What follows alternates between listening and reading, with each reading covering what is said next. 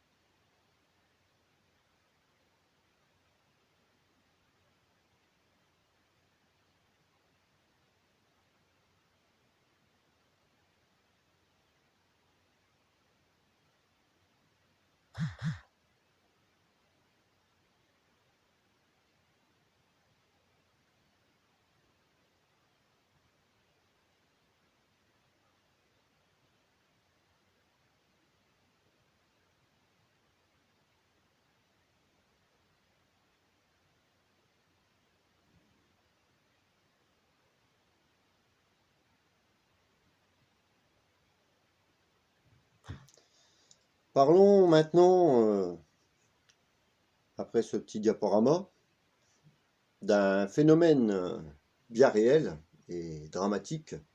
Je pense que vous avez déjà dû en entendre parler, par exemple, l'île plastique. Comme je vous ai expliqué lors d'un tuto précédent intitulé Le chemin de l'eau, forcément, tout ça finit à la mer. À savoir, l'île plastique, vous avez dû déjà en entendre parler. 300 millions de plastiques fabriqués par an dans le monde. Il est terrible puisqu'il est durable. Du sac plastique aux bouteilles. Chaque année, l'homme rejette 8 millions de tonnes de plastique indirectement, donc par le biais des cours d'eau ou autres, en mer. Ou plutôt directement, quelquefois. Alors, à savoir que les courants marins rassemblent les déchets et forment ce qu'on appelle une île plastique. Voilà. Cette île plastique, 2 fois la taille de l'État du Texas actuellement, dans le nord-est de l'océan Pacifique, appelé 8e continent, c'est-à-dire 3,4 millions de kilomètres carrés, soit 6 fois la superficie de la France. Le plastique dans l'océan nuit aux animaux marins, les oiseaux, les poissons les mangent. Certains poissons étant appelés bioaccumulateurs peuvent contenir jusque 45% de particules plastiques et donc lui-même nocif à la consommation humaine. Voilà ce que je voulais vous dire dans ce 8e tuto un peu spécial, afin que tout le monde prenne conscience. Ne jetez pas vos détritus, vos bouteilles, ou même voleurs. Rappelez-vous, même mort, il tue encore. Vous avez vu en image. J'en ai déjà moi-même été témoin, la preuve par photo. Voilà tout ce que je voulais vous dire. Prenons donc tous conscience. Et puis, les prochains tutos maintenant seront surtout basés sur les modes de pêche. Je vous présenterai des cannes, des lancers, des montages spécifiques. Et nous plongerons dorénavant dans les techniques de pêche. Voilà.